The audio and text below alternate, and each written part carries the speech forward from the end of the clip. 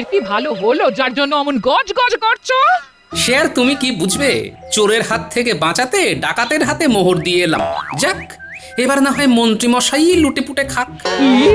তুমি আমাকে চোর বললে? হ্যাঁ, এইটা তুমি কি বললে? বাবা গোপাল, আমার মেয়েকে চোর বলা মানে আমাকে চোর বলা, আমার গোটা বংশকে চোর বলা। ও তাই ভাবি, আমার খালি খালি ওই চুরি করতে ইচ্ছা করে কেন? দেখছো না আমার কোনো দোষ নেই, সব দোষ কিন্তু এই জামাই বাবুর। হ্যাঁ, তিলকে তাল করার কায়দাটা তো ভালোই ধরেছেন। তা এতই যদি ছ্যাঁকা লাগছে, তখন এখান থেকে পাত্তারি গুটিয়ে সরে পড়লেই তো পারেন। ও মাগো, হ্যাঁ আমাদের কিনা ছেড়ে ছুড়ে চলে যেতে বলছে গো। বলছি তো, বলি মেঘে মেঘে বেলা তো নেহাত কম হলো না। এবার কাম ধান্দা কিছু করো, না হলে সরে পড়ো। কিন্তু বললেই তো হবে না, এসে যখন পড়েছি তখন সহজে যাচ্ছি না, এইটে তুমি কান খুলে শুনে রাখো। হ্যাঁ, ঠিক আছে ঠিক আছে, আমিও কিছু করে দেখাবো, তবু এখান থেকে নড়বো না। হ্যাঁ,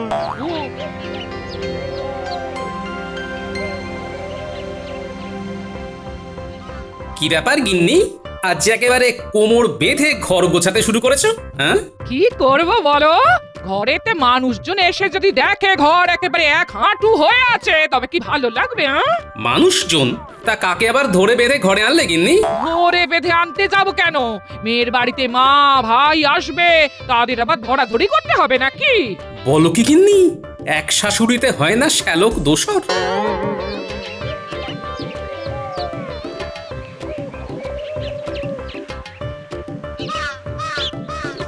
ও মা গো, যা মুখে আসছে তাই বলে যাচ্ছে। এ তুমি কার হাতে আমায় তুলে দিলে গো মা? ও মা, এ কি কাণ্ড! ডাকতে না ডাকতেই তুমি এসে গেছো মা। একেই বলে নারীর টান। ও প্রাণটা যেন এবারে একটু জোর হলো। আহ, মোক্ষম সময় আবির্ভাব ঘটেছে বটে দুই অবতারের। এ বলে আমায় দেখ, তো ও বলে আমায়। তুমি কি আমাকে কিছু বললে বাবা গোপাল? না না, তেমন কিছু না, বলছিলাম ওই সবই আমার কপাল। সে তুমি যাই বলো, আমি আমি আমার মেয়ের কপাল পুড়তে দেব না। ভেবেছিলাম 2 দিক থেকে চলে যাব, কিন্তু এখন তো দেখছি দিনের পর দিন আমাকে এখানে থাকতে হবে। সেটাই ভালো হবে মা, আমরা দুজন থাকলে দিদির মনে হবে যে নিজের কেউ আছে কাছে। বটে, তার মানে জাঁকিয়ে বসার মতলব। বেশ, তোমরা যদি যাও ডালে ডালে, তাহলে আমিও যাব পাতায় পাতায়। দেখা যাবে। যাই, গায়ে একটু জল ঢেলে আসি।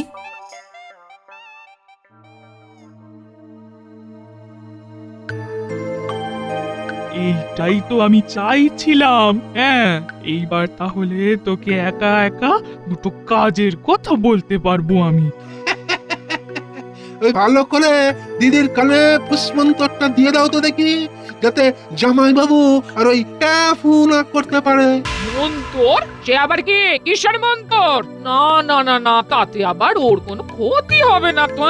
দূর বোকা, জামাইয়ের ক্ষতি কি আমি চাইবো? হ্যাঁ, তবে তোকেও তো নিজের ব্যাপারটা একটু বুঝে নিতে হবে নাকি? জামাই বাবু হলো মহারাজের খাস লোক, কিন্তু থাকে মাটির বাড়িতে। হ্যাঁ, ছি ছি ছি ছি ছি ছি ছি ছি। নিজের জন্য এখন থেকে গুছিয়ে না রাখলে পরে আরো ভুগতে হবে। তাই যেমন বলছি তেমনটা কর। হ্যাঁ,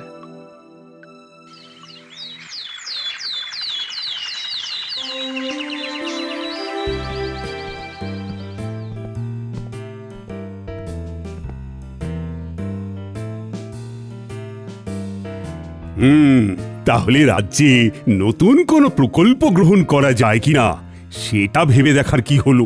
আমি বলি কি মহারাজ, একটা সমবায় বা তহবিল খোলা হোক, যেখানে সবাই নিজের অর্থ গচ্ছিত রাখতে পারবে, আর প্রয়োজনে সেখান থেকে সঞ্চিত অর্থ তুলতেও পারবে। পরিকল্পনাটা একটু অন্যরকম মনে হচ্ছে। হ্যাঁ মহারাজ, অন্যরকম তো বটেই। আর ওই সমবায়ে গচ্ছিত অর্থ বিভিন্ন উৎপাদনমূলক কাজে লাগানো হবে, রাজ্যের উন্নতি হবে, আর সেখান থেকে যে লাভ হবে সেই লাভের অংশ যারা অর্থ জমা করছে তারা পাবে। অর্থই অনর্থের মূল মহারাজ, তাই ব্যাপারটা একটু যাচাই করে নেবেন। না না, গোপাল যেমন বলল তাতে তো সব দিকটাই বজায় থাকছে, তাতে ক্ষতির কি আছে? আমার কিন্তু পরিকল্পনাটা মন্দ লাগেনি, তবে আপাতত আমার সভাসদের নিয়ে পরীক্ষামূলকভাবে এই সমবায় চলবে, আর সেটা দেখাশোনার ভার কিন্তু তাহলে তোমাকেই নিতে হবে মন্ত্রী।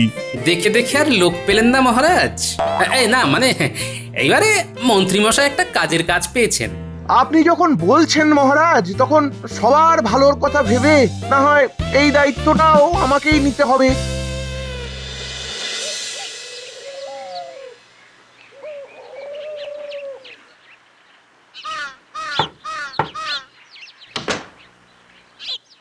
কি গো, তুমি সেই খালি হাতে ফিরে এলে? কেন গিন্নি, হাত ভরে ফেরার কথা ছিল বুঝি? ও মা, সেটাও বেমালুম ভুলে গেছো। ফর্দ করে দিলাম, তবু বাজার থেকে মালপত্র নিয়ে আসোনি। এই রে, বেমালুম ভুলে গেছি। এই নাকি তুমি মহারাজের মন্ত্রী, একটা দায়িত্ব তো ঠিক মতো পালন করতে পারো না। তাই যদি বলো তবে শোনো, দায়িত্ব নয়, দায়িত্ব নয়, একেবারে গুরু দায়িত্ব এসে পড়েছে আমার কাঁধে। কোন দায়িত্ব? কিসের কথা বলছো তুমি? রাজসভার সবার অর্থ জমা থাকবে তহবিলে, আর তার হিসাব নিকাশ করতে হবে আমাকে। আর মানুষ মাত্রই ভুল হয়, তাই তোমারও ভুল হতে পারে। এই, এটা তো বেশ ভালো বললে গিন্নি। হ্যাঁ, এই ফাঁকে একটা বুদ্ধি এসেছে মাথায়। হ্যাঁ, একবার সব অর্থ জমা পড়ে যাক, তারপর লাভের গুড় কিভাবে খেতে হয় সেটা দেখবে। হ্যাঁ,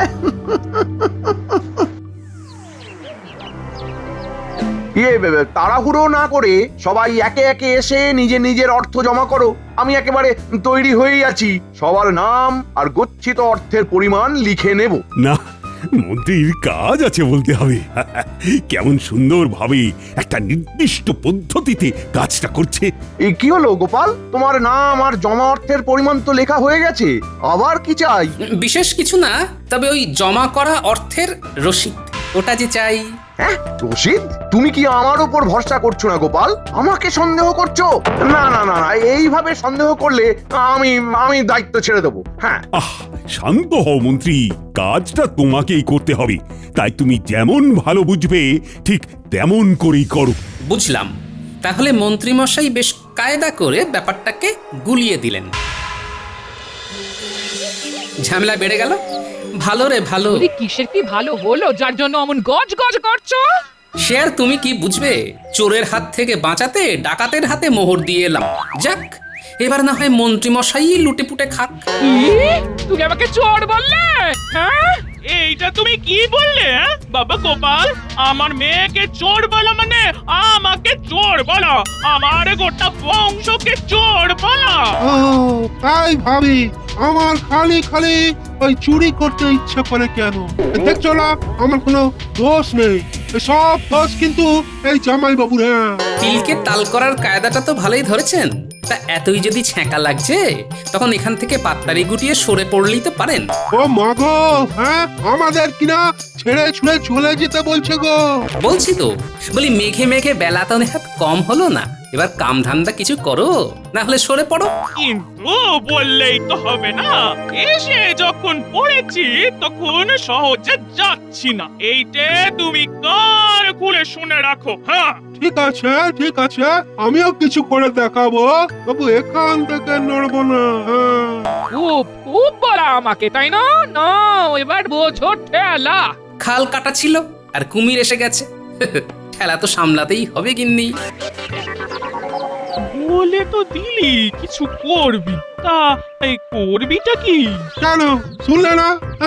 জামাই বাবু মন্ত্রী মশাইয়ের উপর চটে আছে, তার মানে হলো গিয়ে জামাই বাবু যদি বুনোল হয় তাহলে মন্ত্রী মশাই কি বাগা তেঁতুল। আমি চললাম মন্ত্রী মশাইয়ের কাছে, ওখানে নিশ্চয়ই কিছু কাজ আছে। এত বুদ্ধি কোথায় রাখিস বাবা? হ্যাঁ, যা আর দেরি করিস না, আর তুই কিচ্ছু ভাবিস না, আমরা যেমন যেমন বলছি তেমন তেমন করে যা। হ্যাঁ, এই তো এসে গেছো। আমি তো তোমাদের জন্যই অপেক্ষা করছিলাম। সেই জন্যই তো একেবারে যথা সময়ে চলে এলাম। ও এসে যেন একেবারে উদ্ধার করে দিয়েছো মহারাজকে। এইসব কথা এখন থাক মন্ত্রী, তার চেয়ে ভেবে বলো দেখি সভাসদদের জমানো অর্থ দিয়ে কি করা যায় এখন। সে তো আমার ভাবা হয়ে গেছে মহারাজ। ভেবে ফেলেছো? তাহলে বলো দেখি। আগে পুষ্করিণী মানে গচ্ছিত অর্থ দিয়ে পুষ্করিণীর সংস্কার করা হোক, তারপর তাতে মাছ চাষ করা হোক মহারাজ, আর সেই মাছ বিক্রি করে লাভের অর্থ রাজকোষে জমা হবে। হ্যাঁ, পরিকল্পনাটা মন্দ নয়, তবে তাই হবে। সব পরিকল্পনাই জলে যাবে। আমি খুব তাড়াতাড়ি কাজ শুরু করে দেবো মহারাজ, আপনি কিচ্ছু ভাববেন না মহারাজ। বলছিলাম কি, এখনই এত তাড়াহুড়ো না করে আরো কিছুদিন দেখে নিলে হতো না যে প্রতি সপ্তাহে বা মাসে কি পরিমাণ অর্থ জমা পড়ছে? শোনো, মাছের তেলেই মাছ ভাজতে হবে, ওই মাছ চাষেই আয় হবে। 1 মাস পরে হিসেব দেব, তখন দেখে নেবে, কেমন? তবে তাই হবে।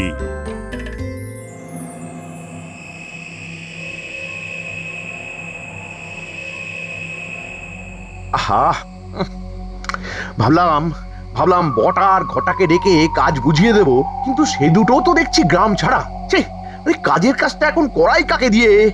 কাকে দিয়ে কাকে দিয়ে কাকে দিয়ে বলছিলাম কি, আপনি তো মন্ত্রী মশাই, হ্যাঁ? আচ্ছা, যদি ভরসা রাখেন তবে এই অধমকে এই কাজের দায়িত্বটা দিতে পারেন। হ্যাঁ, তুমি আবার কি? সম্পর্কে আমি গোপাল ভাঁড়ের শ্যালক, তবে ধরে নিন আমি আপনারই লোক। বটে, তবে তুমি ধরতে বললেই আমাকে ধরে নিতে হবে? হ্যাঁ, আরে বাবা, কথাতেই তো আছে শত্রুর শত্রু বন্ধু সমান, বাকিটা আপনি যেমন ভালো বুঝবেন আর কি। বাবা বাবা বাবা বাবা, খোঁজ খবর তো ভালোই নেওয়া হয়েছে দেখছি। আর এদিকে জামাই বাবুর সাথেও তেমন বনি বনা নেই না? হ্যাঁ, আমার তো এমন লোকই চাই, এমন লোকই। এবার দেখুন তাহলে একবার আমায় বাজিয়ে দেখবেন কি না। শোনো বাপু, মহারাজের পুষ্করিণী সংস্কার করে সেখানে মাছ চাষ করতে হবে, আর তার জন্য অগ্রিম অর্থ দেব তোমায়। তবে তবে এখানেই শেষ নয়, চুপি চুপি আরো কিছু কথা শুনে নাও, কিভাবে কি করতে হবে। এসো।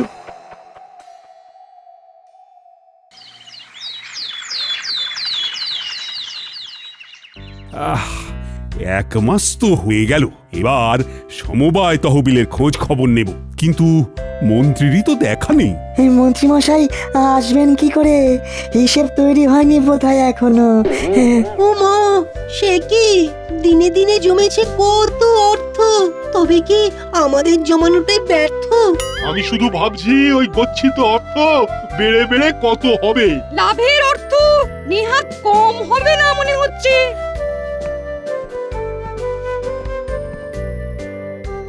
এই যে আজ আসতে একটু দেরি হয়ে গেল মহারাজ। সে তো দেখতেই পাচ্ছি, কিন্তু কারণটা কি?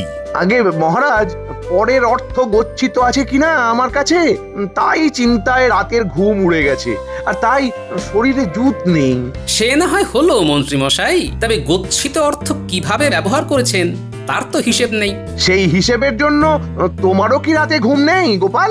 আহা, আরে হিসেবটা দিয়ে দিলেই তো মিটে যায়।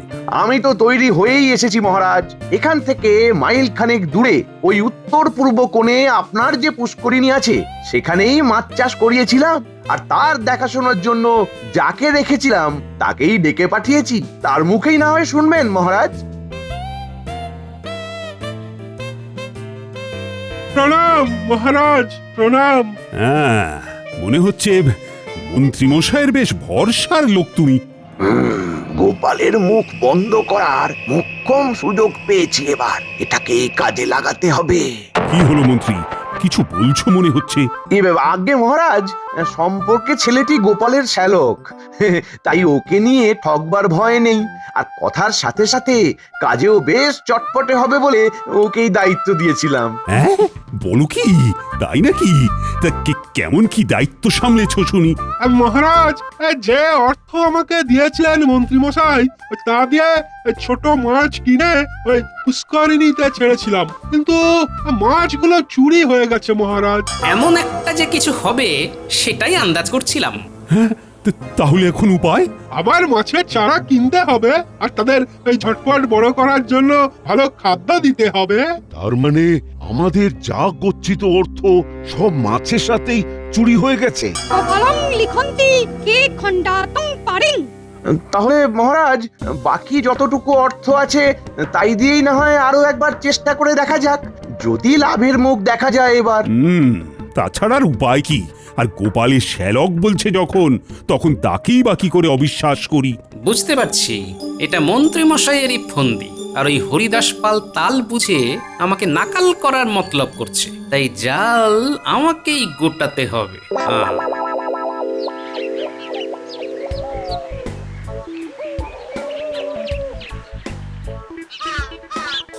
কই কেলে পচা, বাড়ি আছে নাকি? আরে গোপাল দাদা যে, তা হঠাৎ কি মনে করে? মনে আমি কেন করব? মনে তো করবে তুমি। আমি মনে করব? মনে করে বলো দেখি, মহারাজের পুষ্করিণী থেকে গত 1 মাসে মাছ চুরির ব্যাপারে কিছু জানো কিনা? এরকম কোন চুরি গত 1 মাসে ঘটেছি বলে তো শুনিনি গোপাল দাদা। তবে আবার কি? তবে মাছ চুরির ব্যাপারে যদি কিছু জানতেই হয় তবে একবার আড়াতে যেতে হবে।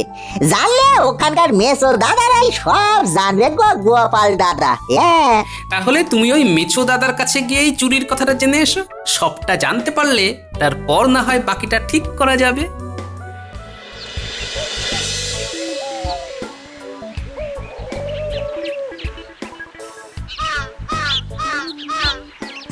মাছের বাজারে তো ফাঁকা ফাঁকা লাগতেছে, কেমন আমদানি নেই বুঝি? থাকলে কি আর এইভাবে মাছির তাড়াই? হ্যাঁ, বাজার বড্ড মন্দা চলছে ভাই। কাছাকাছি নদী পুকুর থেকে মাছ তুলে আনলে তো সমস্যা মিটে যায়। সেই রকম বড় দাও তো মারতে পারছি না। তার মানে যা ভেবেছিলাম তাই। মহারাজার পুষ্করণী থেকে মাছ চুরি হলে এখানে খবর হয়ে যেত, তেমন কিছুই হয়নি কদিনে গো। আর হয়নি মানে যে হবেও না, সে কথা তোমাকে কে বললো ভাই? ও মা, মেসো দাদার যে, আমি তো তোমার এই খুঁজতেছিলাম। বলে পুকুর ভর্তি মাছ ধরার কোনো বরাদ পেয়েছ নাকি? তোমার কথাবার্তা শুনে তো তেমনই মনে হলো। তাহলে শোনো, আজ রাতেই যাচ্ছে পুকুর ফাঁকা করতে। কথাবার্তা একেবারে পাকা করে গেছে একজন এসে। ব্যাস ব্যাস, ভারীয় বেশের যে এটুকু বলিস তাতেই কাজ হয়ে যাবে। কি হে, ওদিকের কি খবর? সব ব্যবস্থা পাকা তো? সে আপনি কিচ্ছুটি ভাববেন না মন্ত্রী মশাই, কিচ্ছুটি ভাববেন না। আগের বার তো মাছ চুরি হয়নি, সেটা তো মিথ্যে গল্প ফেঁদেছিলাম। চুরি তো হবে এইবার। সে তো জানি, সবটাই মোহর সরানোর তাল। কিন্তু এবার যে সত্যি সত্যি চুরি হবে, সেই মাছ যাবে কোথায়? কেন আড়তে? সেখানে তো কথা বলা হয়ে গেছে। আমার নাম জড়ায়নি তো কোনোভাবে? আরে খেপেছেন মন্ত্রী মশাই? হ্যাঁ, আমি এরকম কাঁচা কাজ করব? হ্যাঁ, আপনি ভাবলেন কি করে? তবে সব দিক দেখে শুনে কাজটা গুটিয়ে ফেলো। আজ রাতেই পুকুর একেবারে ফাঁকা হয়ে যাবে। হ্যাঁ,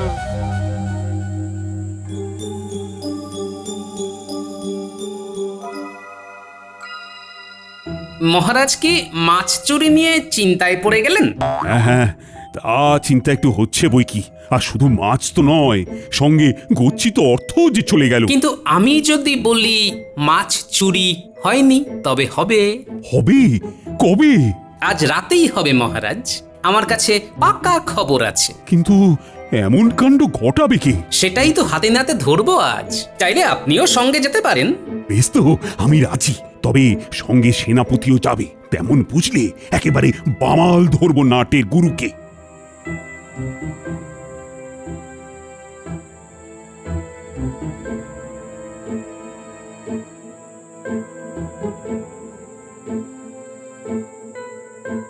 শোনো, রাতের মধ্যেই যা গোটানোর গুটিয়ে ফেলতে হবে। হ্যাঁ, সে আমরা ঠিক গুটিয়ে নেব।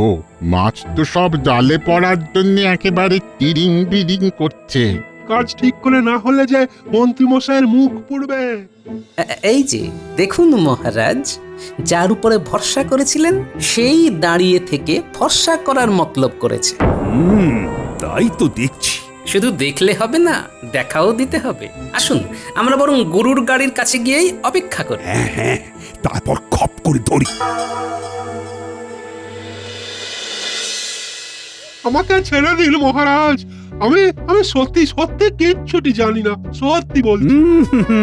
সে বললে তো শুনবো না, আমি যে নিজের চোখে সব দেখেছি। এবার কোথায় পালাবে চাঁদ? তোমার ফাঁদ পাতা ভুবনে যে তুমিই ধরা পড়ে গেছো। এবার ঘটিও যাবে আর বাটিও যাবে। হতচ্ছাড়াটা আমার নাম না বললেই রক্ষে, নাহলে যে কেলেঙ্কারি হয়ে যাবে। ও, তার মানে তুমি তহবিল তছরূপের মূল পাণ্ডা। না না না না না না, এর শাস্তি তো তোমাকে পেতেই হবে। শাস্তি যদি দিতেই হয় মহারাজ, তবে মন্ত্রী মশাইকে দিন। আমার ছেলে কোনো দোষ করেনি। আমার ছেলে মানুষ চিনতে ভুল করেছে। সব দোষ ওই মন্ত্রী মশাইয়ের। হ্যাঁ, ওহ, ছেলের সাক্ষী মাও এসে হাজির। কিন্তু এখন কি আর শাক দিয়ে মাছ ঢাকা যাবে? এই মরেছে, কান টানতে যে মাথা এসে হাজির। এসব কি হচ্ছে কিছুই তো বুঝতে পারছি না। আমি বুঝিয়ে বলছি মহারাজ। আমার জামাই ওই বই করে বলেছিল আমার ছেলেকে যে মন্ত্রী মশাইয়ের ফাঁদে না পড়তে। তবু আমার ছেলে তো খুব সরল, সে মন্ত্রী মশাইয়ের পাল্লায় পড়েই গোলায় গেল একেবারে। হ্যাঁ হ্যাঁ, ওই মন্ত্রী মশাই যেমন বলেছিলেন আমি তো ঠিক তেমনই করেছি মহারাজ। তাহলে এই সব আসলে তোমার পরিকল্পনা মন্ত্রী? আমি না তো মহারাজ, মানে আমি তো কিছু জানতামই না, মানে আমি তো কিছু ভাবতেই পারছি না মহারাজ। এখন ভাজা মাছটি উল্টে খেতে জানি না বললে তো চলবে না। পরিষ্কার বোঝা যাচ্ছে সমবায়ের অর্থ তছরূপ করতে তুমি উস্কেছ গোপালের শ্যালককে। না হলে সে এত সাহস পায় কি করে? মনে হচ্ছে শাশুড়ি মায়ের কুঁচির কাজে গিন্নির ভাই পার পেয়ে যাবে এ যাত্রায়। তাই মন্ত্রী, তোমাকে সবার গচ্ছিত অর্থ তো ফেরত দিতেই হবে, সঙ্গে সুদও দিতে হবে নিজের ট্যাঁক থেকে। মহারাজ মহারাজ মহারাজ মহারাজ, এবারের মতো ছেড়ে দিন মহারাজ। এমন কাজ আর হবে না সব বলে আর পার পাবে না। যা হলো ভালোই হলো, তবে আমার যে তেমন সুবিধে কিছু হলো না। মায়ে ছেলেতে যে খুঁটি গেড়ে বসে গেল, ওঠানো গেল না।